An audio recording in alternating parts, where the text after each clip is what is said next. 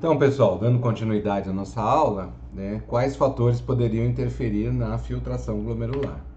Então, a primeira parte está diretamente relacionado com variações da pressão hidrostática dentro da cápsula de Bowman, ou seja, um reflexo da pressão com que o sangue chega na cápsula de Bowman. Então, no primeiro momento, a gente tem aqui o fluxo para outros órgãos e o fluxo para a arteríola aferente, que vem das ramificações da artéria renal, que entra pelo pedículo. Então, a arteríola aferente e a arteríola eferente fazem um jogo para controlar essa pressão hidrostática que vai se refletir no ritmo de filtração glomerular. Se há uma contração da arteríola aferente, diminui a pressão hidrostática. Isso diminui o ritmo de filtração glomerular, leva à diminuição do volume urinário, tá? E também diminui o fluxo sanguíneo renal. Por outro lado, se há uma contração da arteríola eferente, isso faz com que e o relaxamento da aferente aumente a pressão hidrostática. E esse aumento da pressão hidrostática aumenta o ritmo de filtração glomerular. Isso leva a um aumento do volume urinário. Então, o equilíbrio ou o jogo, né, lembrando que nunca são 3 milhões a 4 milhões de néfrons, nunca é a mesma coisa que está acontecendo. Cada néfron tem a sua regulação, tá? Então é a soma de todos esses trabalhando, a contração e o que está acontecendo em cada um, que vai determinar o ritmo de filtração. Mas normalmente isso é um sinal coordenado, tá? Então quando é necessário, há um aumento do ritmo de filtração ou uma diminuição do ritmo de filtração. Depende primariamente da pressão arterial, né? Com que está perfundindo, como está chegando no órgão. Então, aferentes e eferentes são reguladas por hormônios, pelo sistema nervoso central e por um mecanismo automático de controle chamado de autorregulação. Então, de maneira geral, para a pressão, né, arterial entre os 80 e até quase 200 milímetros de mercúrio, você tem uma manutenção relativamente constante do ritmo de filtração e do fluxo sanguíneo renal, né? Então, ele é controlado por essa dinâmica entre as duas arteríolas, né? Para pressões maiores do que isso, aí você começa a ter um aumento tanto do fluxo quanto do ritmo que passa por esse sistema. E vejam que o problema maior é a queda na pressão, né? Então, se você tem queda na pressão arterial para menos de 80 ou 90, né? Rapidamente, chegando aqui próximo dos 50, o ritmo de filtração e o fluxo sanguíneo caem drasticamente, né? Então, é um sistema que trabalha com uma pressão relativamente alta, né?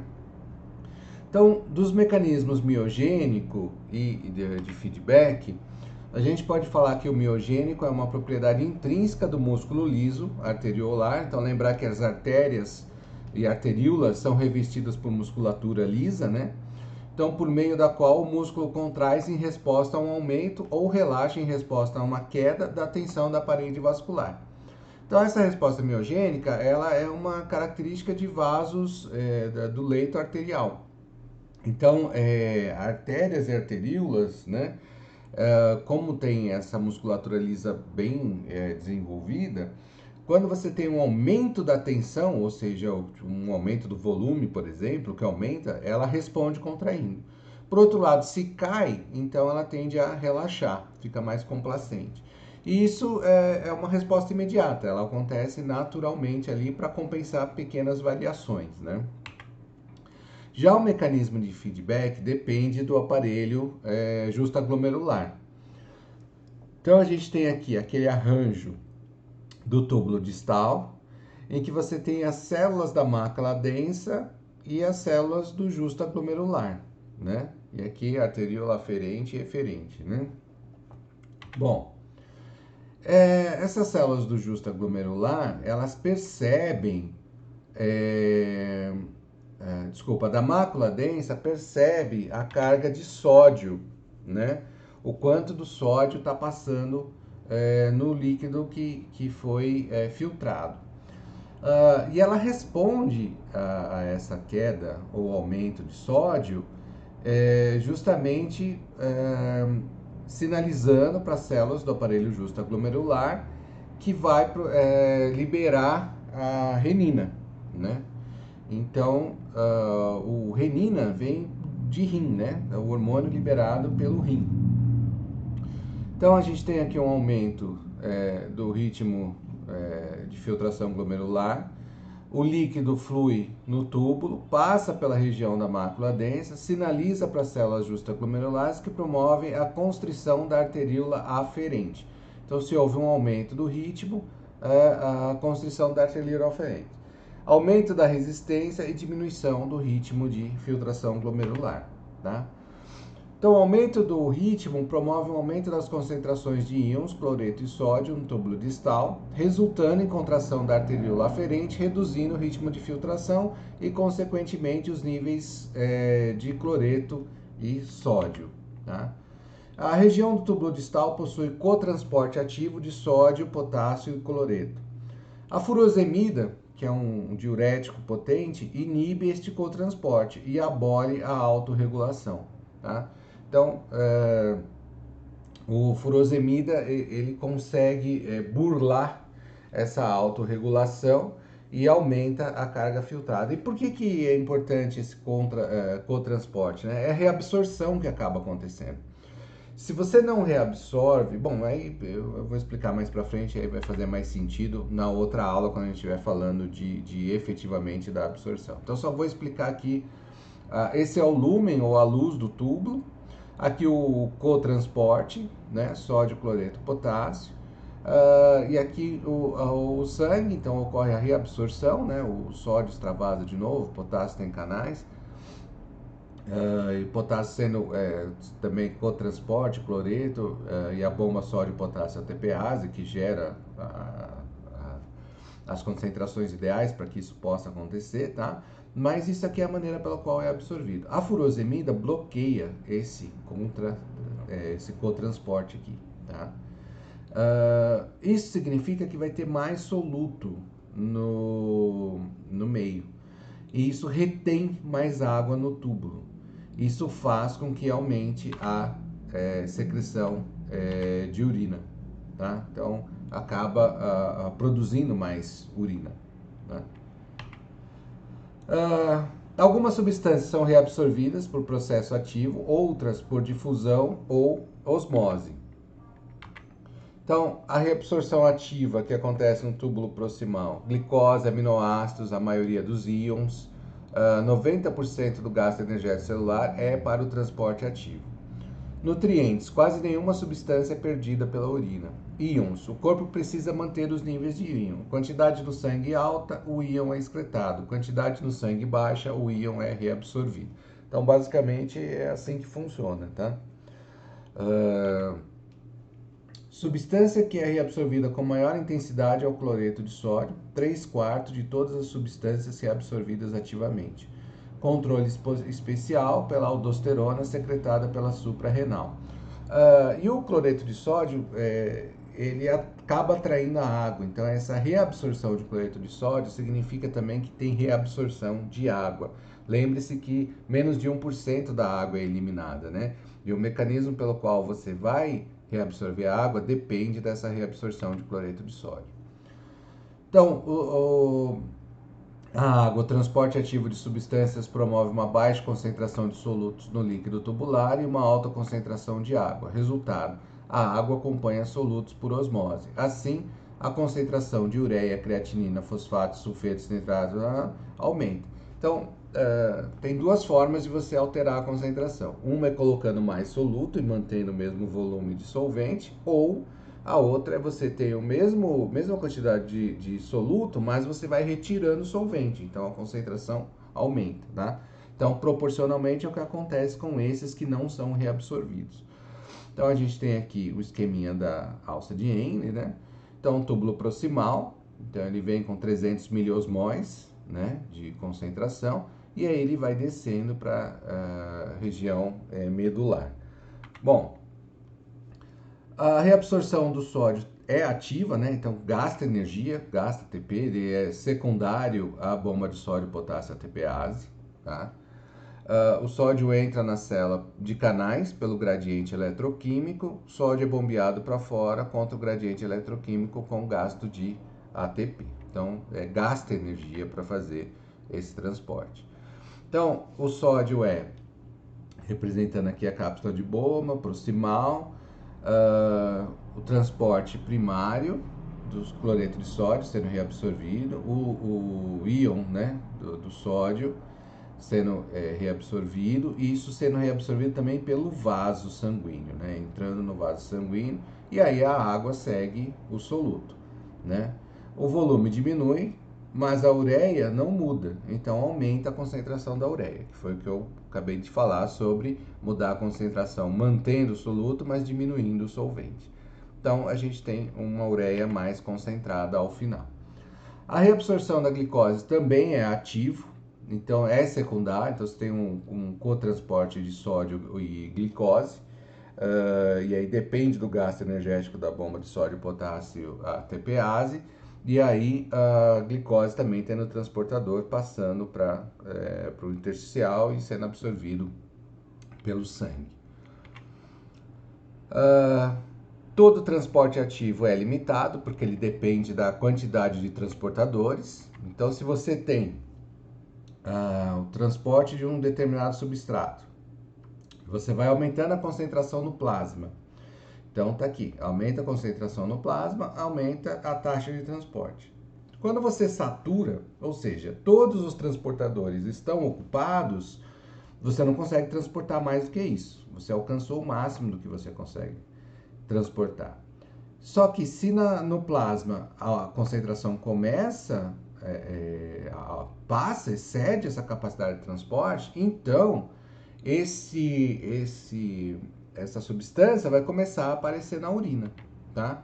Então, qual seria a taxa de transporte nas seguintes concentrações plasmáticas? 3 miligramas por ml, que seria isso daqui. Então, você tem uma taxa também de 3, né? 1 para 1, né? 3 miligramas por minuto. 5 miligramas por ml, você passa, então é 4, né? 8 continua sendo 4, já está saturado. Então veja que a diferença daquilo que não é reabsorvido é o que vai começar a aparecer na urina. Então se a gente olhar aqui para a glicose, a taxa de filtração da glicose, a concentração plasmática em 100, que está aqui, e a taxa de filtração da glicose, à medida que mais glicose está presente no sangue, mais vai ser filtrado, porque ela tem passagem livre na filtração, ela tem que ser reabsorvida. Então, entre 100 e 200, você está, que é a faixa normal, você está transportando praticamente tudo, reabsorvendo praticamente tudo. Quando você está acima de 300 miligramas para cada 100 ml, você atinge o máximo do transporte, que é 375 miligramas por minuto. Quando você chega nesse momento, você não consegue transportar mais. O que vai acontecer? Vai aparecer glicose na urina. Então, isso que acontece no diabetes não controlado. A glicose está tão alta no sangue, você pode ter glicose de 500 no paciente descontrolado de diabetes, né? Se tiver 500, você está transportando 375, tem 125 que vai para a urina. E a glicose é soluto. Então, como ela é soluta, ela retém água, por isso que o diabético urina mais. Então, porque ele está excretando glicose. E aí, você tem um aumento do volume urinário e o aparecimento da glicose na urina, que normalmente não acontece porque você tem uma margem de segurança grande aqui para transporte na faixa normal de trabalho. Então, uma vez que você cede a reabsorção, você começa a ter a excreção de glicose. E isso aqui começa a ser em torno de 300 miligramas para cada 100 ml de plasma, é onde começa a aparecer e você tem efetivamente excreção de glicose pela urina, tá? Então é por conta de depender de transporte ativo. E também o mesmo acontece para a secreção tubular ativa. Então, secretadas do sangue para o lúmen tubular, Mecanismo igual à reabsorção ativa, só que no sentido oposto. Substâncias que são ativamente secretadas são íons potássio, íons hidrogênio, amônia e outras moléculas. Um exemplo são medicamentos. A penicilina é secretada ativamente. Então, a penicilina, além daquilo que é filtrado, ela é secretada. Então, a gente sempre encontra valores mais altos da penicilina do que aquele que seria só da filtração. Então, 65% da água e íons são reabsorvidos no proximal. 35% passam pela alça de N, do túbulo distal e coletor. Quantidades variáveis de íons e, consequentemente, de água serão reabsorvidos conforme as necessidades corporais. Então, por isso que é importante a alça de N, o túbulo distal e o túbulo coletor para a regulação do volume urinário. Então, a pressão osmótica da urina pode variar a 1/4 ou 4 vezes a do plasma. Então, dá para concentrar a urina para ser 4 vezes mais concentrado que o sangue, ou 4 vezes, né, 1/4 mais diluída do que o sangue. Então, o que é o clearance ou depuração renal? Então, o clearance, vocês vão ouvir muito falar de clearance, principalmente para medicamentos, fala-se de clearance renal, né? Então, é a taxa de limpeza, né? A taxa com que ele é limpo do sangue. Então, define o volume de plasma do qual uma substância X é toda removida e excretada na urina. Então, a depuração define como valor de plasma do qual X pode ser depurado. O clearance de uma substância X é definido pela equação clearance de X pela concentração de X urinário vezes o volume pela concentração plasmática, né? Então, como está explicadinho, bonitinho aqui, né? Como eu falei para vocês. Então, vamos aqui pensar em algum exemplo, né? De 125 ml por minuto do ritmo de filtração glomerular, cerca de 62,5 ml do que é reabsorvido deixam sua ureia da urina, ou seja, 62,5 ml de plasma é depurado de ureia a cada minuto pelo rim, tá? Então, 125 ml de plasma é depurado de creatinina, 62,5 para ureia, 12 para o ácido úrico, 12 para o potássio, 25 ml para o sulfato. Então veja, a creatinina ela é filtrada, mas ela não é reabsorvida nem secretada. Então o clearance dela é igual ao ritmo de filtração glomerular. Por isso que quando você mede creatinina na urina, você tem uma ideia da função renal, né? Porque ela é igual ao ritmo de filtração. Já a ureia, cerca de metade é reabsorvida, tá? Então, o clearance dela é menor que o ritmo de filtração glomerular, porque está tendo reabsorção. Então, o clearance dela é menor. E aí, menor ainda para essas outras substâncias, tá? Mas isso é o que significa o clearance.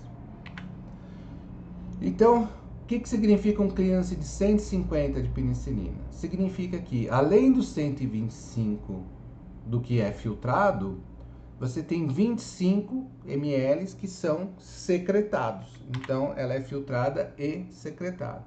Então, de uma maneira geral, pensa que essa substância está presente no plasma, ela passa e é filtrada. E uma quantidade dela continua aqui, tá? Bom, se ela não é reabsorvida nem secretada, você tem o 100% dela, que foi filtrado, excretado, e 0 reabsorvido, como no caso da inulina. Então, o clearance da inulina vai ser igual ao ritmo de filtração, 100 ml por minuto, tá? Agora, olha para a glicose. Foi filtrado, os mesmos 100 ml, né? Só que ela foi totalmente absorvida. Então, não tem glicose liberado. O clearance dela é 0. É 0 porque nada foi excretado, né? Então, é o oposto, ela foi totalmente reabsorvida.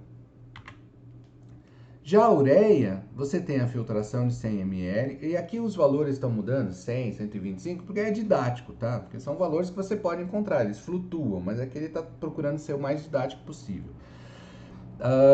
Veja que metade foi absorvido e metade foi excretado, né? Como a gente estava falando.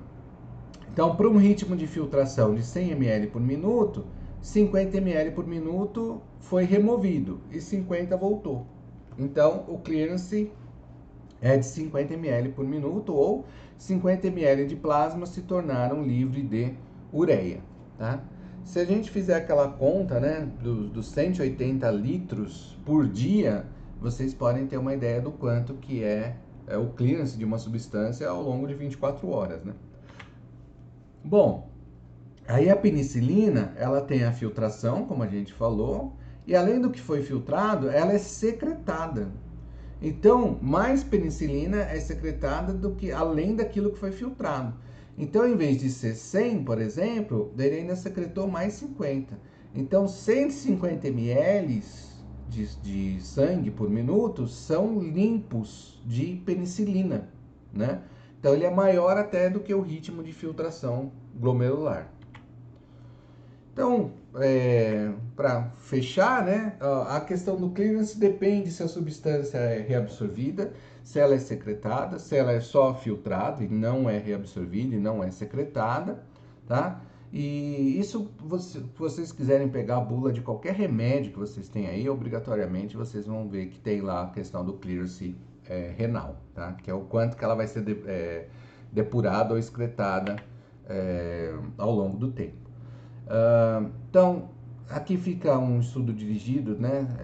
Se vocês quiserem entender melhor os capítulos, né? O que foi explicado, com base naquilo que foi dado nessa aula, que tem no livro também. E eu vou deixar os slides disponibilizados, e isso encerra a primeira aula. Então, é a parte 2 da primeira aula. Então, obrigado por terem assistido.